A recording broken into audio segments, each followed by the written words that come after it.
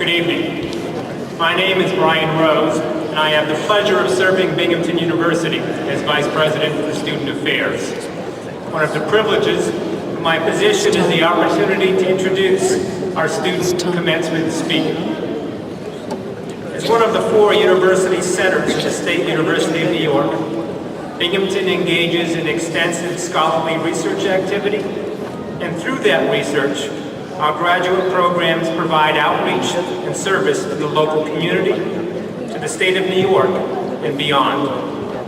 Our speaker this evening personifies not only the excellence of the scholarship among our graduate students, but also the extent to which their work can benefit our communities. Dan O'Brien earns his PhD in biological sciences. Before coming to Binghamton, he earned his bachelor's from Oberlin College with dual majors in mathematics and biology. Dan came to Binghamton to study the evolution of cooperative behavior under Dr. David Sloan Wilson. Dan has been an active scholar during his graduate years.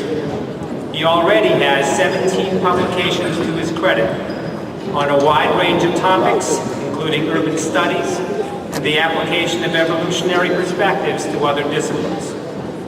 He has been the instructor of record for numerous courses and a teaching assistant in still others, and a 2009 recipient of a University Excellence in Teaching Award.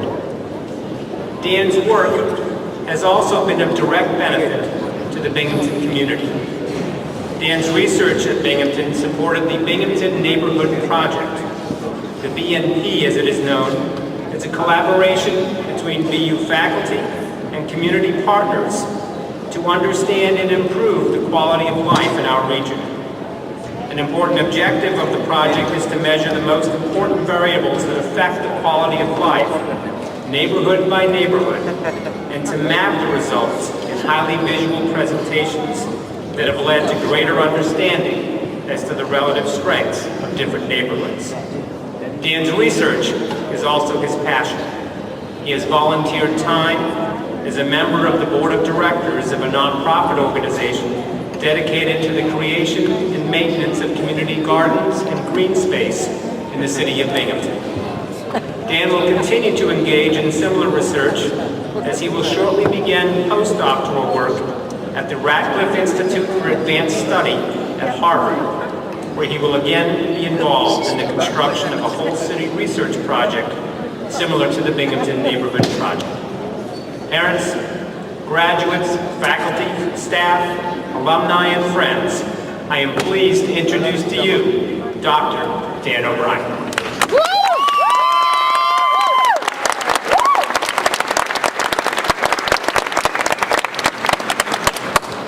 Thank you, Vice President Rose, for the generous introduction.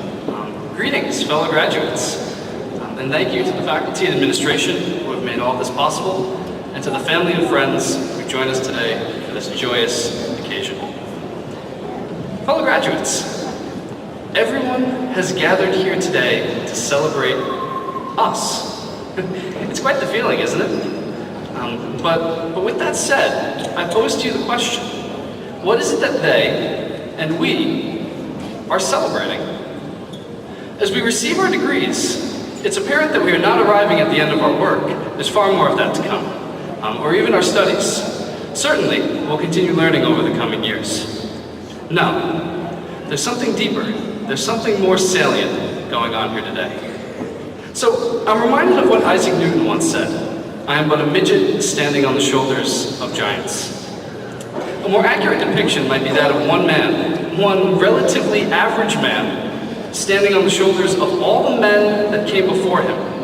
Only after reading the work of his forebears, synthesizing the lessons provided by both their advances and their mistakes, was his great breakthrough even possible.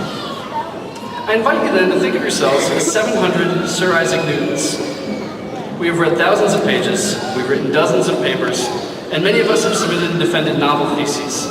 We've engaged in intellectual discourse, making ourselves, our classmates, and even our professors think about things just a little bit differently than we did before. And now that we stand at the front lines of our fields, at the frontier between the answered and the not yet asked, what do we do? What is the purpose of this degree? Well, as much as we've invested in our studies, society has invested in us. And I believe that they have entrusted us with what seem to me to be very important objectives. The first of these three objectives is that knowledge, the knowledge that our degree entails, is very useful. Whether you are now a microbiologist with an interest in risk factors for cancer, or an electrical engineer developing more efficient machines, your expertise is valuable to society. Second, it is our job to advance the field. As experts of all that came before us, we are empowered to refine and improve it even further. As you spend the coming years gaining even more experience than you already have, there is no one that can do a better job editing the theories that underlie your discipline or applying them in novel settings. Finally, knowledge is a chain running continuously through the centuries, growing and reshaping itself as new discoveries are made. For this to remain unbroken, information must be maintained from one generation to the next. Education is vital to the continuation of our society. The joy of teaching is not limited to those with formal classrooms, however. Indeed, there's always the opportunity to share your expertise with others, be it through mentoring coworkers or informing the public about your work. Thus, what we celebrate today is a rite of passage. With our degrees now conferred upon us by the graduate school, we have been invited to cross the threshold between apprenticeship and professionalism. And in doing so, this affirms our thirst for knowledge and bestows us with true purpose.